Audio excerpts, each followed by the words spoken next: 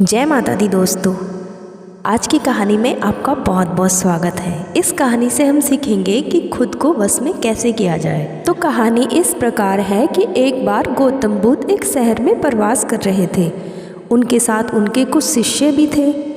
एक दिन उनके शिष्य शहर घूमने के लिए निकले। वे शहर में घूम ही रहे थे कि तभी शहर के कुछ लोगों ने उन्हें अपशब्द कहे। उनके बुरे शब्दों को सुनकर शिष्यों को बहुत बुरा लगा और वे वापस लौट गए। बुद्ध ने देखा कि शहर से लौटकर आए उनके सभी शिष्य बहुत क्रोध में दिखाई दे रहे हैं। उन्होंने शिष्यों से पूछा, क्या बात है, आप इतने तनाव में क्यों हैं? तभी एक शिष्य क्रोध में बोला, हमें यहाँ से तुरंत चलना चाहिए। जब हम बाहर शहर में घूमने गए थे, यहाँ के लोगों ने बिना वजह के हमें बहुत बुरा भला कहा। जिस जगह हमारा सम्मान नहीं हो वहाँ हमें नहीं रहना चाहिए।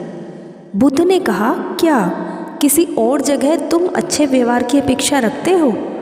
दूसरे शिष्यों ने कहा कि इस शहर से तो अच्छे लोग ही होंगे।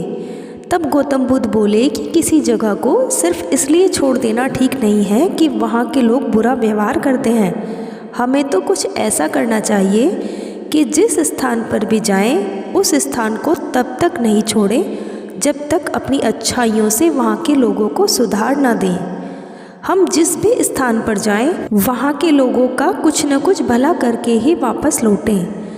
गौतम बुद्ध ने कहा कि जिस प्रकार युद्ध में बढ़ता हुआ हाथी चारों तरफ के तीर सहते हुए भी आगे बढ़ता जाता है, ठीक उसी तरह उत्तम व्यक्ति भी दूसरों के अपशब्दों को सहते हुए अच्छे कार्य करता रहता है। खुद को वश में करने वाले प्राणी से उत्तम कोई और नहीं हो सकता।